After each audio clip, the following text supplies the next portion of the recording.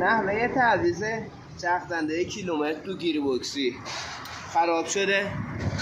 میخوام برای تعویضش سه پیچو باز کنیم و دنده کیلومتر تو گیر بوکسی ها عوض کنیم.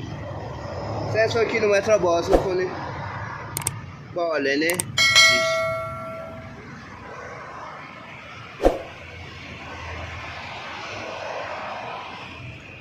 سنسور کیلومتر بیرون میکشید.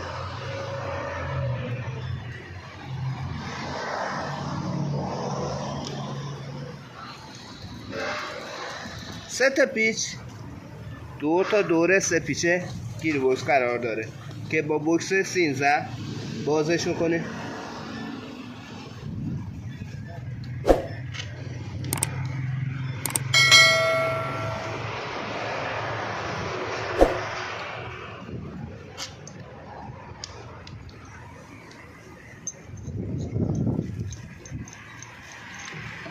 سه تا پیچا باز شد.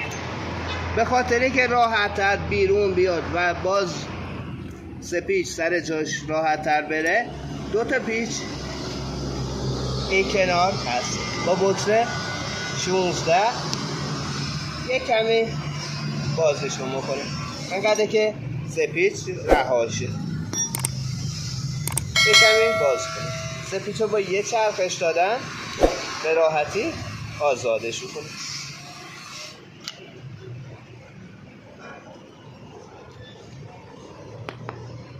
این هم چرخ‌دنده تو کیلومتری وسط چرخ‌دنده گود شده، به خاطر همین کیلومتر عمل نمیکنه.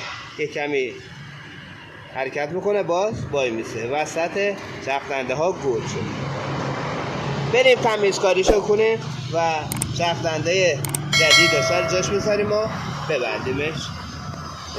چرخ‌دنده کیلومتر 9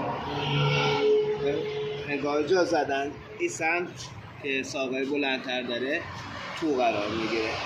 دو تا شیار داره که دقیقاً داخل این دو تا شیار قرار میگیره. پس این سمت طرف گیری بود بچرخونمش یفته قشنگ دقیقاً سر جاش. دور تا دوره سه پیچا با چسب پرش میکنیم و سر جای خودش قرارش میدیم.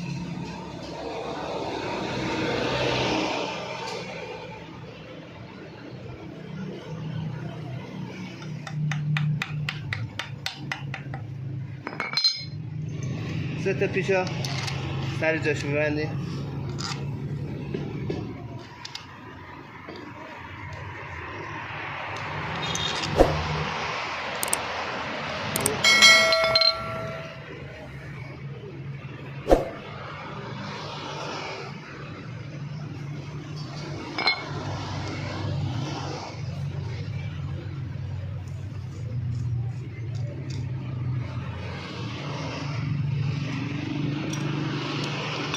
با بوکس 13 سه تا پیچ کاملا سفتیشون میکنیم.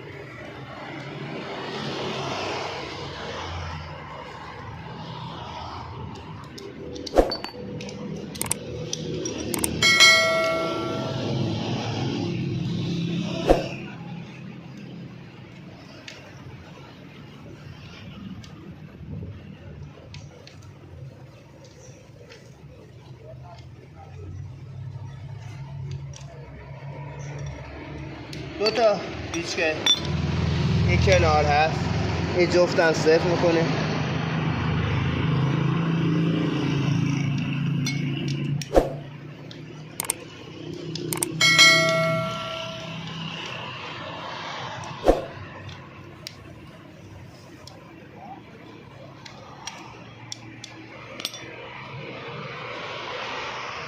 کیلومتر 9 سر جاش قرار میدیم.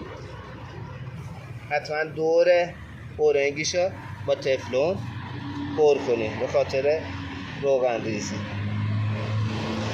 اورنگ داره ولی تفلون کنیم خیلی بهتر.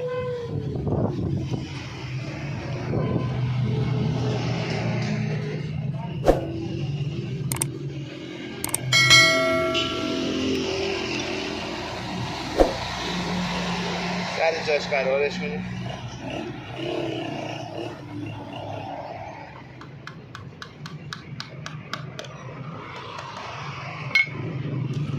یه دونه پیچ آلنی داره میبرد با آلن 6 محکم سفت میشه.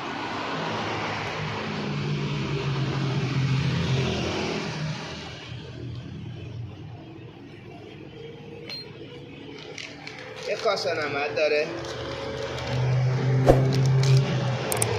کاسه نمد هم میکنیم برای جاش.